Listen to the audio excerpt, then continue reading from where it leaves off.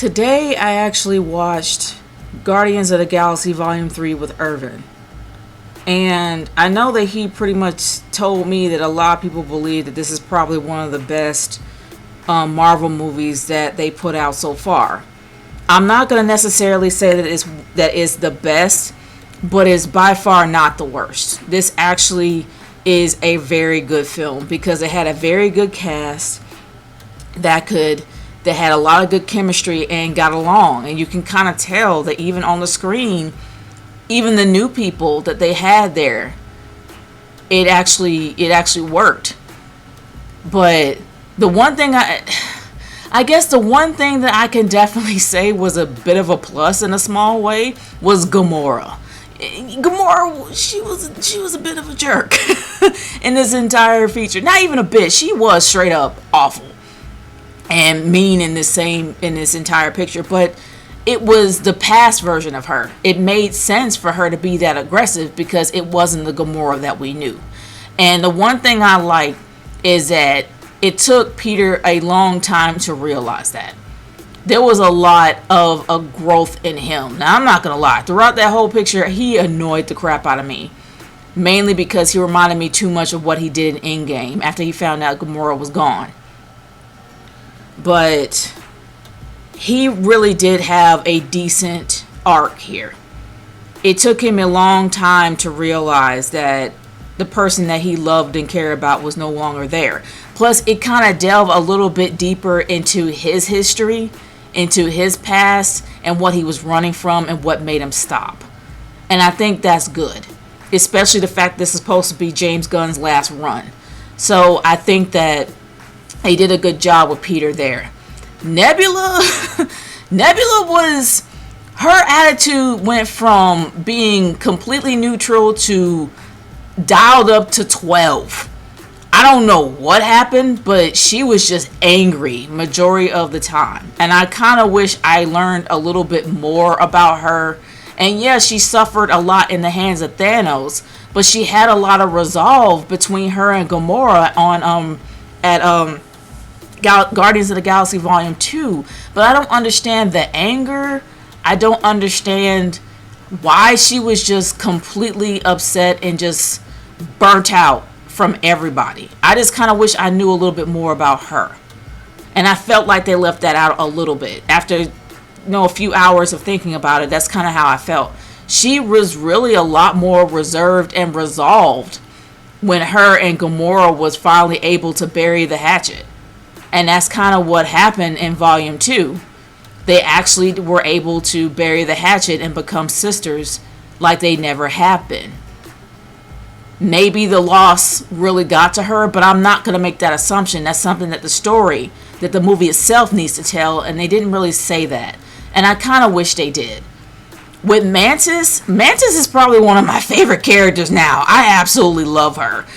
She definitely came into her own. She wasn't really much in Volume 2, but she started to come into her own. I didn't really see the Christmas special, but I might go back and watch it. But I absolutely love Mantis. She was probably one of my favorite characters. And what happened to her arc made plenty of sense. And I'm not going to really dive too much into it for those who haven't seen it yet. But the fact is, she had a really good arc. A really good send-off for her as well. I would just say that. Now with Drax, of course, he will always be my favorite character. Not because he's played by David Bautista, probably one of my favorite wrestlers. It's because of the fact that Drax is hilarious. Every single time he's in a scene, you're going to laugh. Like, it's just great. Great comedic timing for him every time he's in a scene. Plus, you had a chance to see a different side of him. He was always ready to fight. He was already ready to beat people up. And then, of course, he had this deadpan humor that was just great. And even though he didn't understand sarcasm, he was very sarcastic, and it just worked. But you also saw another side of him as well. Even though you didn't see as much, it was enough. It was enough to make it work. And, of course, some of the characters they did add, like they added the previous Ravager. I don't know his name, but if you do, leave it in the comments. He was working with Yondu. I miss Yondu, but The fact that Yondu wasn't there, it was okay. And his second in command was actually there to take his place. And he was still struggling with using the arrow. And I'm glad he got his resolve in the end. And yeah, you have Cosmo the space dog that had like a brief cameo in the previous movie. And of course you have a scene with Howard the Duck. Can we have a Howard the Duck movie, please? And just stop with these cameos. And we don't have to live with that 80s monstrosity that makes me cringe every time I think about it. But anyway, the thing is that this movie was well put together with a very good cast, a very good plot, an overall good theme. And you don't necessarily see that in a lot of movies. It had a very good theme, pretty much about stop running. The overall theme of this film was not to run anymore, to stop running and face what you need to face. And everybody had to do that. Now, I have a few disappointments and a little bit of gripes in this film, but it's not enough to make this film awful. I will say it was disappointing not to see Rocket Raccoon in this film a lot more. I know he was pretty much out. He was pretty much the whole MacGuffin of the whole film. We gotta get something to stop him from blowing up or whatever. The fact is he was on his back most of the movie until the very end. And I kind of want to see them all together to face one last run all together and then make a decision. But he was on his back the whole time. We had a chance to see his backstory, where he came from, and actually getting the answers that we need to get towards the end. I just wish we saw him with his crew more, but then we were able to see a little bit more about his life, which was fascinating. It really was very fascinating and heartbreaking at the same time. They did a really good job with the CG animals. They did a really good job. But it was heartbreaking how they got to, what they did to them and how they got to where they were. It was really heartbreaking to see that. But I'm not going to lie, I was interested in that side of Rocket, but I wish I saw him with the rest of the Guardians and had the one last run that I would like to see throughout the whole film. But that's just a nitpick. But another huge nitpick that really irritated me was what they did with Adam Warlock. Adam Warlock, in my humble opinion, became a total simp in this whole film. But towards the end, he kind of had a bit of a redemption arc. So it wasn't really too bad. The High Priestess, she was only there for a little bit. And she was the same character she always was. But even though Adam Warlock was incredibly powerful, they never really... It's just... They made him into a kid. And that just really bugged me. There were so many things that Adam Warlock did in the comics that he had a very important role, especially in Endgame. Not Endgame, but in Infinity War, he had a very important role. I don't like the fact that they didn't really have him on there as much. They kind of watered him down a lot. I wish they didn't do that, but he didn't really take a lot out of the film. I'm glad he actually did have an arc, but my biggest disappointment was not really so much Adam Warlock. It was the High Evolutionary. They did the exact same thing that they did with him with Kang. He was always screaming for random reasons, flailing, going over the top for stuff. This guy created worlds. He created whole worlds, whole civilizations, a whole new language for people. And he's acting like a child that took his toy away. Look, you can be over the top, but there has to be a reason behind it. But it seems so juvenile when he does that. And for somebody that intelligent, why? And of course, for some reason, I had Cassandra vibes every time I looked at his face. For those who are Doctor Who fans, you know exactly who I'm talking about. The last human, Cassandra. Go back and look her up. You'll know what I'm talking about. She was just a really stretchy piece of flesh. And that's all she was. And looking at his face, I'm like, okay, he's just a stretchy piece of flesh.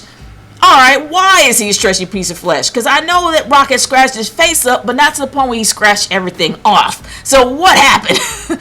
But either or, the High Evolutionary was probably the most juvenile villains I've ever seen. There was no rhyme or reason why he was angry majority of the time. It just seems like that he was just going from here and there within like 10 seconds. And it didn't make any sense for him not to like Rocket when he was fascinated about his brain. You're trying to For some reason, you're trying to go after Rocket for his brain, but he knows a little bit more than you. So why don't you want to study him and learn from him? If you're a high evolutionary, your job is to learn. That's what evolution is. Growing, learning, evolving. You can't evolve if you don't learn. So instead of being upset and angry at him and ready to cast him out to the wind, why don't you learn something from him and how he got to that point? But he was just like, how do you know this? I'm just like, okay, you're the high evolutionary. Shouldn't you have more of a regal type attitude? Or at least an elitist type attitude? I mean, some people can say that he was, because if it wasn't perfect in his eyes, he would just erase it. But it was just something about him that just didn't sit well with me. And I had the same issues with Kang. But in this case, when you have a villain that is actually known to other planets as a god, because he actually created these people, as well as the language and the planet that they were on, don't you think that his attitude would be different? I'm just saying, it was a bit of a disappointment, at least to me. It was a really big disappointment with the villain. And I know they're trying to create another Thanos, but they kind of missed the mark here. But overall, this movie was a really good send-off to the Guardians. If this is going to be their last run, I'm kind of happy it ended this way. It's somewhat open-ended because they kind of leave the tail open to find out what's going to happen with everyone else. Especially with Peter, with Mantis, with Nebula, with Rocket, with King Groot. Yeah, he's King Groot now. And for those that don't have the Funko Pop, I actually have the Funko Pop. He's King Groot now.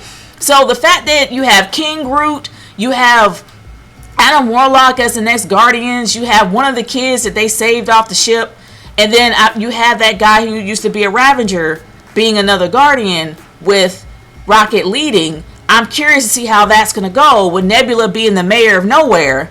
And then you have Mantis going on her own. And then you have Peter back on Earth. I would love to find out what happens to them over the years. Because if you think about it, everything when Peter came back to Earth, this is after Endgame. This is after the snap. So what happened was, and I think around the time that they were gone for 5 years, it was 2026. So what year is it now when Peter went back to Earth? In my opinion, it should be 2028. But that's just me. So is Peter going to be old the next time we see him? Or if we're going to ever see him again? Because I know at the end of in the movie they said you will see the legendary Star-Lord again. I hope we don't. I really don't.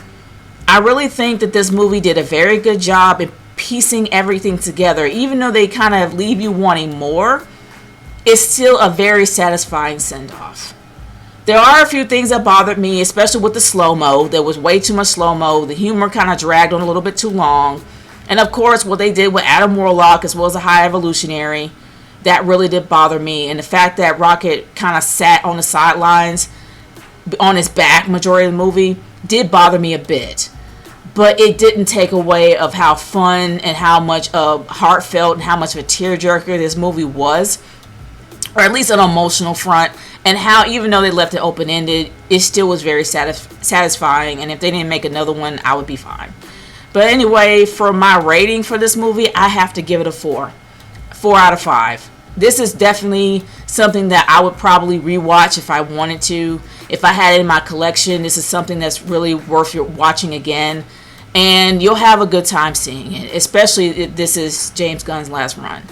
But I want to hear y'all's thoughts on this. How did you guys feel about Guardians of the Galaxy Volume 3? Especially the fact this is the last run of the franchise. I know they're going to be coming out with something like, with I guess something kind of another special. They're going to be coming out with another special on the 19th or the 10th, I believe, of September. I could be wrong with the dates, but I do know it's in September from what I've seen.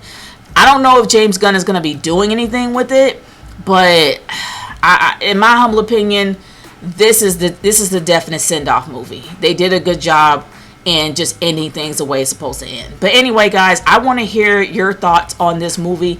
Leave how you feel about this movie in the comments below. I'm curious to hear, what you guys, how you guys feel about this film.